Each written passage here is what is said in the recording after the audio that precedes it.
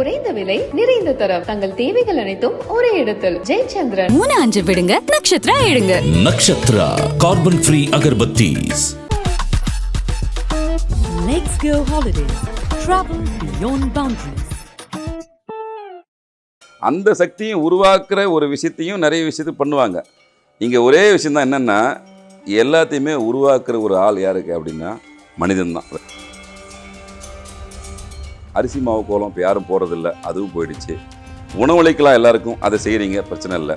அதை தாண்டி ஒரு முக்கியமான விஷயம் பிரபஞ்சத்தில் நம்ம இறைவன் கொடுத்த விஷயம்ன்றது இந்த கல்லுப்பு. இந்த மாதிரி தண்ணியில் தான் கடலில் தான் இந்த உப்பு வருது, அதே தண்ணியில் தான் கரைஞ்சி போகுது. அது ஒரு பிரம்மா. கல் உப்பு போட்டு எந்தெந்த திசையெல்லாம் உங்களுக்கு வைக்க முடியும்னு தோணுதோ, உங்கள் வீடு எப்படி இருக்குதோ அந்த மாதிரி எல்லா இடத்துல வைங்க. அது கரைய கெட்ட சக்திகள் ஆட்டோமேட்டிக்காக போயிடும். உங்களுக்கு நிறைய இடத்துல கரையாமே அப்படி இருந்துச்சுன்னா, இந்த கல்லுப்பை நீங்கள் உங்கள் 2 கையால் வச்சுட்டு அடுத்தமாக அப்படி பிடிச்சிட்டு பிரம்ம முகூர்த்த டைமில் உங்களுக்கு என்ன வேண்டுமோ அதை நினைங்க, பிரார்த்தனை பண்ணுங்க. இந்த கல்லுப்பு தண்ணியை கலந்து அந்த வண்டியை கழுவுங்க. விபத்துக்கள் தவிர்ப்பதுக்கான வாய்ப்புகளை அந்த குலதெய்வம் வந்து நின்று உங்களுக்கு காப்பாற்றும். நீங்கள் பயன்படுத்துங்க, உங்கள் கர்மா போகும். கர்மாவை கரைக்கக்கூடிய தன்மை இந்த உப்புக்கு உண்டு. வணக்கம் நேர்களே, இன்னைக்கு நம்ம கூட ஏஎல்பி ஜோதிடர் பாலாறு சுவாமிகள் இருக்காரு, அவர்கிட்ட பேசிடலாம். வணக்கம். வணக்கம். இப்போ ஒரு குடும்பம் அப்படின்னு எடுத்துட்டோம்னா சில பிரச்சனைகள் வர்றது அப்படிங்கிறது சகஜம்தான். ஆனால் இந்த ஜோதிட ரீதியாக பார்க்கும் பொழுது ஏதாவது ஒரு துர்சக்திகள் இருக்கு, வீட்டுக்குள்ளே வந்துட்டு சரியான ஒரு லக்ஷ்மி கடாட்சகம் இல்லை அப்படின்னா அதிகமாக சண்டை வரும், இந்த மாதிரி விஷயங்கள்லாம் நம்ம கேள்விப்படுறோம். இது எந்த அளவுக்கு உண்மை சார்? இல்லை, உண்மைன்னு இல்லை, நடைமுறையில் வாழ்க்கை விஷயம் தானே, எல்லாருக்குமே தெரிஞ்ச விஷயம் தானே. இப்போ ஒவ்வொரு வீட்டில் அது சின்ன இடமா இருந்தாலும் அவங்களுக்கு ஒரு ஆத்மார்த்தமான நிம்மதி கிடைக்கும். ஒவ்வொருத்தர் பெரிய வீட்டில் இருப்பாங்க, நிறைய 2 BHK 3 BHK 4 BHK அளவில் இருப்பாங்க, ஆனால் நிம்மதி இருக்காது. அதுக்கு பல காரணங்கள் உண்டு. ஜோதி ரீதியாகவும் காரணம் உண்டு, வாஸ்து ரீதியாகவும் உண்டு. எல்லாத்தையும் தாண்டி லக்ஷ்மி கடாட்சன்றது ஒரு விஷயத்துக்கு ஒரு இடத்துக்கு வேணும். இப்போ பெண்களே வந்து மணப்பெண்ணா வச்சா எங்கள் வீட்டுக்கு மகாலட்சுமி வந்துச்சுப்பான்னு சொல்லுவாங்க. பெண் குழந்தை பிறந்தா நம்மளாம் சொல்லுவாங்க, அப்பா எங்கள் வீட்டில் ஒரு மகாலட்சுமி பிறந்துச்சு சொல்லுவாங்க. லக்ஷ்மியினுடைய அருள் உங்களுக்கு எப்பவுமே வேணும். ஏன்னா இப்போ பணம் இல்லை, பொருளாதாரம் இல்லை. நீங்கள் என்ன தான் இந்த வாழ்வியலில் நீங்கள் நடந்தாலும் எங்கே போய் சுற்றினாலும் கடைசியாக ஒரு பாயிண்ட் எப்படின்னா பொருளாதாரம் அப்படின்னு வந்து நிற்கும். யாராக இருந்தாலும் தேவை, அது இது இல்லாமல் இங்கே வாழ முடியாது. பட் அந்த பொருளாதாரத்தை உயர்த்தி தரக்கூடிய சக்தி வந்து மகாலட்சுமிக்கு உண்டு. அப்போது மகாலட்சுமி எங்கெல்லாம் வாசம் செய்யும், அதை எப்படிலாம் ஐடென்டிஃபிகேஷன் பண்ணி நம்ம நிறைய பேசியிருக்கோம். அந்த மாதிரி இப்போ அந்த வீட்டில் ஒரு சில கெட்ட சக்திகள், எப்போ நல்ல சக்தி எந்த அளவுக்கு இருக்கோ அதே மாதிரி எதிர்மறை சக்திகளுக்கும் வலு உண்டு. அது எல்லாருக்குமே தெரிஞ்ச விஷயம். நேர்மறை எதிர்மறை எப்பவுமே உண்டு, ஈக்குவலாக ஒரு பவராகவே போய் நிற்கும். கடைசியில் ஜெயிக்கிறது இறை சக்தி தான், அதில் மாற்றுக்கிறது கிடையாது. ஆனால் இந்த எதிர்மறை சக்திகள் இருக்கிறது உண்மைதான். அது எப்படி இல்லாமல் போகும்? உங்களுக்குள்ளே அரக்க குணம் இருக்கா இல்லையா? அரக்க குணன்றது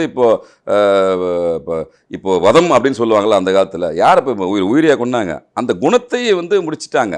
ஆனால் அரக்க குணம்ன்றது மனிதனோட இன்னும் ஜனனகால ஜாதகத்தில் நீங்கள் பார்த்தீங்கன்னா தேவகுணம், அசுர குணம், இந்த மாதிரி கணங்கள் நிறைய விஷயம் வரும். அதனால் அந்த சக்திக்கும் உண்டு, அதெல்லாம் இல்லைன்னு சொல்ல முடியாது.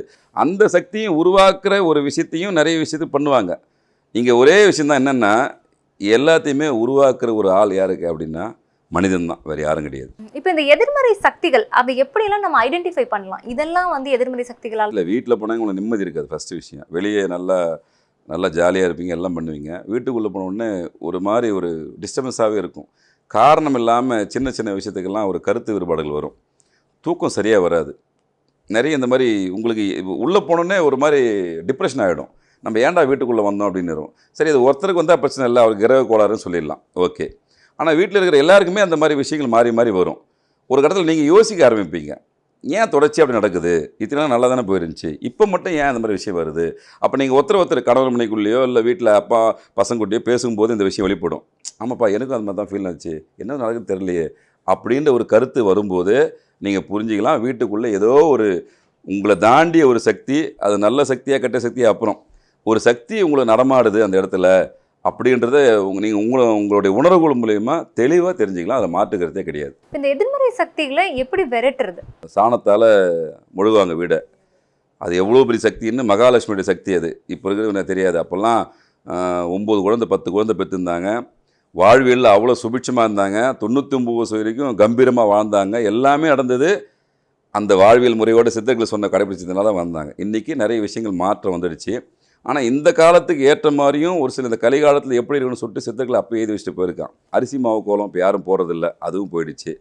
உணவளிக்கலாம் எல்லாருக்கும், அதை செய்கிறீங்க, பிரச்சனை இல்லை. அதை தாண்டி ஒரு முக்கியமான விஷயம் பிரபஞ்சத்தில் நம்மளுக்கு இறைவன் கொடுத்த விஷயன்றது இந்த கல்லுப்பு. சிவனும் அதுவும் ஒன்று. அது எங்கேருந்து பிறந்துச்சுன்னு யாருக்கும் தெரியாது, எப்படி போய் மறைஞ்சுன்னு யாருக்கும் தெரியாது. எங்கேருந்து வந்ததோ அங்கேயே போய் முடிஞ்சிடும். இந்த ஓஷோ சொல்லுவார் ஒரு வாசகம், நான் பிறக்கவும் இல்லை இறக்கவும் இல்லை சொல்லிட்டு கடலில் எழுதியிருப்பார். கேள்விப்பட்டிருக்கீங்களா? அந்த மாதிரி தண்ணியில் தான் கடலில் தான் இந்த உப்பு வருது, அதே தண்ணியில் தான் கரைஞ்சி போகுது. அது ஒரு பிரம்மா, நியாயமாக சொல்லலாம். அதுக்கு எந்த மூலமே கிடையாது. அது எங்கேயும் பிறக்கவும் இல்லை, எங்கேயும் இறக்கவும் இல்லை. வரும் போகும் வரும் போகும் வரும் போகும். அந்த கல்லுப்புக்கு அவ்வளோ ஒரு மகத்தான சக்தி உண்டு. எல்லா சக்தியை விட ஒரு பெரிய பிரபஞ்சத்தினுடைய முழு ஆற்றல் பெற்ற ஒரு சக்தி நம்ம சாதாரணமாக நினச்சி பயன்படுத்துகிற கல்லுப்புக்கு உண்டு. இந்த கல்லுப்பை எப்படி எல்லாம் அப்போ பயன்படுத்தணும்? வாழ்வியலில் உங்கள் பொருளாதார சிக்கல் தீரணுமா, கணவன் மனைவிக்குள்ளே உறவுமுறை சீராகணுமா, உங்கள் பசங்க நல்லா படிக்கணுமா, பொருளாதாரம் வேணுமா, நிறைய சின்ன சின்ன விஷயங்களுக்கு சின்ன சின்ன விஷயமாக பயன்படுத்துங்க. கல்லுப்பை நீங்கள் மாதம் சம்பளம் வாங்குறீங்களா, நான் ஏற்கனவே நிறைய பதில் சொல்லியிருக்கேன். முதல் செலவாக பண்ணுங்கள், கல்லுப்பு போய் வாங்கினு வாங்க கடையில். அது வெள்ளிக்கிழமையாக வாங்க, ரொம்ப சுபிட்சம். வாங்கி உங்கள் கையால் வாங்கி வீட்டில் எடுத்து வைங்க.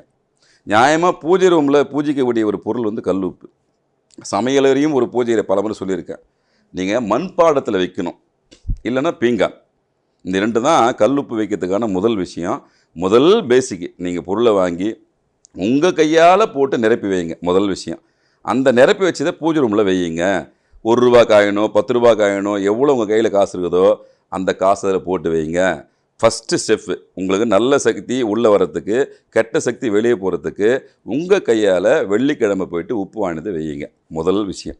அதுக்கப்புறம் ரெண்டாவது, நீர்நிலை சம்மந்தப்பட்ட இடம்னா இப்போ பாத்ரூம் இருக்குன்னு வச்சுக்கோங்களேன், சின்ன இடமா இருந்தாலும் பரவாயில்ல, உங்கள் கைக்கு எட்டாத தூரத்தில் ஒரு சின்ன கப்பில் ஒரு கண்ணாடி கோலையில் கூட வச்சிடலாம்.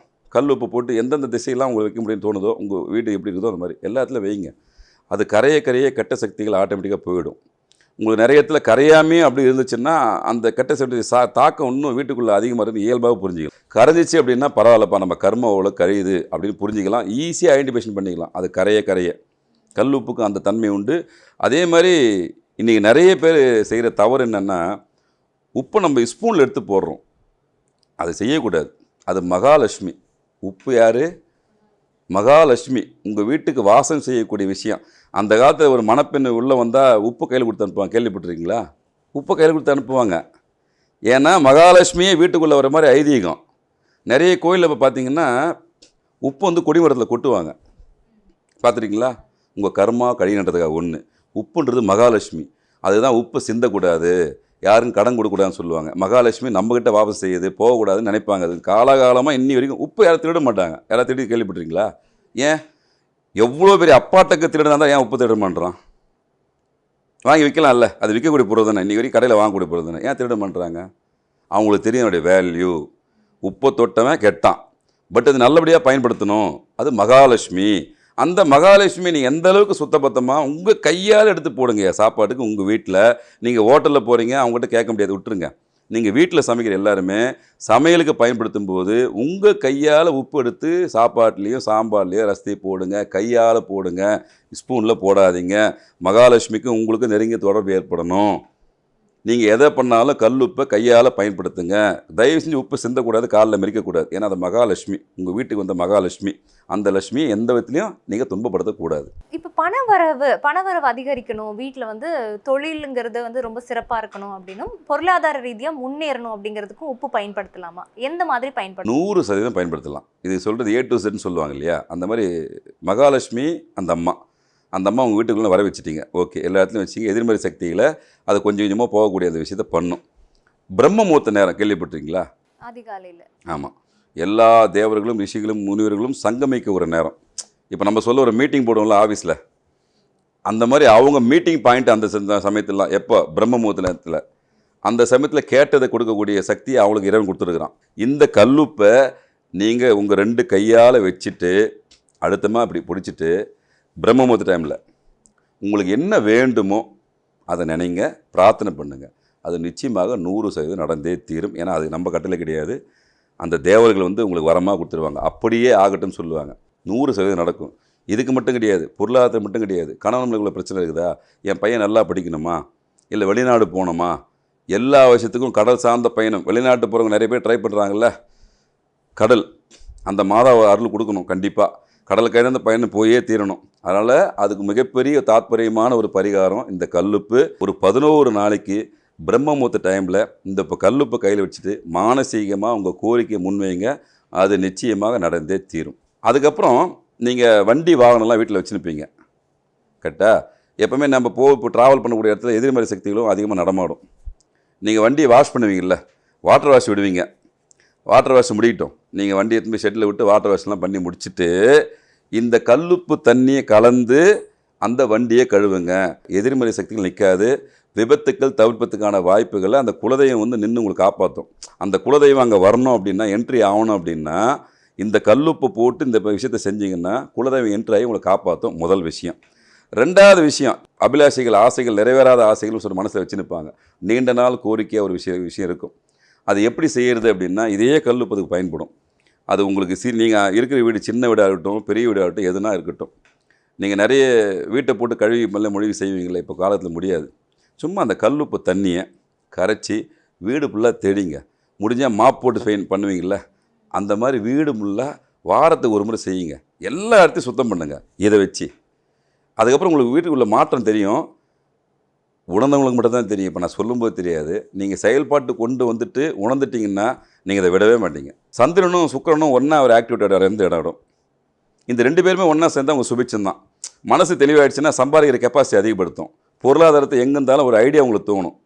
கரெக்டாக மைண்டு கரெக்டாக இருந்துச்சுன்னு வச்சு உங்களுக்கு சிஸ்டமேட்டிக்காக ஒரு விஷயம் எக்ஸிட் பண்ணுவீங்க.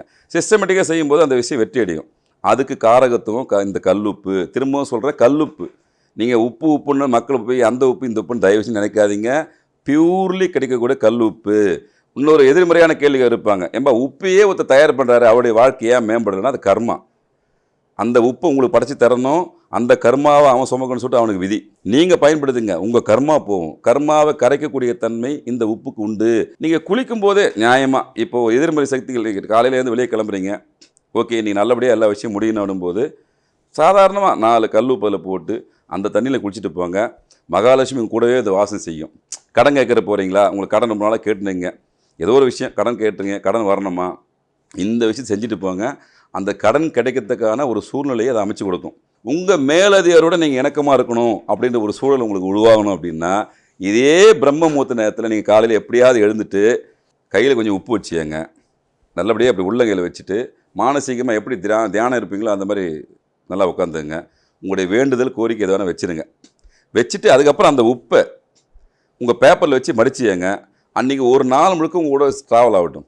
அதுக்கப்புறம் போய் கடலில் போய் கரைச்சிடுங்க. டெய்லியுமே செய்யுங்க. வாய்ப்பு இருக்கிறவங்க கடலில் கரைங்க, இல்லை ஆறு அப்படி தண்ணி ஓடுற தண்ணி எங்கெங்கெல்லாம் உங்களுக்கு வாய்ப்பு இருக்கோ அதை வச்சுருங்க. சப்போஸ் என்னால் இப்போ வெளியூரில் இருக்கேன், ஒரு வாரம் கழிச்சு அந்த இப்போ ரீச் ஆக முடியும்னா இதை சேர்த்து வச்சுன்னா வாங்க. அது மகாலட்சுமி தான், எங்கேயும் போயிடாது. ஆனால் இந்த இடத்துல அது என்னவா மாறும் அப்படின்னா, அந்த கர்மாக்களை சுமக்கக்கூடிய காரணியாக அந்த இடத்துல உப்பு வந்துடும். நீங்கள் வேண்டுறீங்கள, அந்த வேண்டில் சீக்கிரமாக நிறைவேறணும்னா குலதெய்வத்தில் அருள் வேணும். இது அந்த பிரார்த்தனை குலதெய்வத்தில் போயிட்டு உங்கள் கர்மான்னு சொல்லிட்டு பார்த்துட்டு அது கரையணும். அப்போ நீங்கள் சேர்த்து வச்சு வாரத்துக்கு ஒரு நாளோட எடுத்துன்னு போயிட்டு, வாய்ப்பு இருக்கிறவங்க டெய்லி பண்ணுங்கள், இல்லாதவங்க வாரத்துக்கு ஒரு முறையோ 5 நாளுக்கு ஒரு முறையோ போயிட்டு அந்த ஓடுற தண்ணியில் எடுத்துமே கரைச்சிட்டு வந்துடுங்க. அதே மாதிரி வீட்டுக்குள்ளேயும் பயன்படுத்தினு வச்சுங்க. அந்த தண்ணியை வந்து செடிங்களுக்கு போகிற மாதிரி தண்ணியை பயன்படுத்துருங்க. செடிங்களுக்கு ஊற்றுங்க. செடிங்களுக்கு நீங்கள் ஊற்றுறீங்களோ இல்லையோ, செடிங்களுக்கு போகிற தண்ணி எதுன்னு போய் பாருங்கள். அந்த தண்ணியில் நீங்கள் வீட்டில் பயன்படுத்துகிறீங்களா, 4 மூலையிலும் வைப்பீங்களா தண்ணி, அந்த கரைஞ்சி போச்சு இல்லை, அந்த தண்ணியை அந்த செடிங்களுக்கு போகிற மாதிரி உங்கள் பாத்ரூம்லேயோ மற்ற இதில் எங்கெங்கெல்லாம் தண்ணி ஓடை ஓடுதோ அந்த இடத்துல தண்ணியை ஊற்றிடுங்க. அந்த கர்மாக்கள் ஆட்டோமேட்டிக்காக கரைய ஆரம்பிச்சிடும். இப்படி எல்லாமே உங்கள் தேவை அவங்களுக்கு தெரியும். சித்தர்களுக்கு அடுத்த கலிகாலத்தில் மனிதர்கள் எப்படி இருப்பாங்க, எந்த மாதிரி இயந்திரமான வாழ்க்கை வாழ்வாங்க, அவங்களுக்கு எளிமையாக கொடுக்கலாம்னு சொல்லிட்டு அந்த காலத்தையும் முடிவு வச்சு உணவோடு சேர்த்து உங்கள் வாழியோடு சேர்த்து வச்சுட்டான். ஆனால் இது எல்லாமே உங்கள் வீட்டில் கிடைக்கக்கூடிய பொருள் தான். கல்லுப்புன்றது மகாலட்சுமி முதல்ல புரிஞ்சுங்க.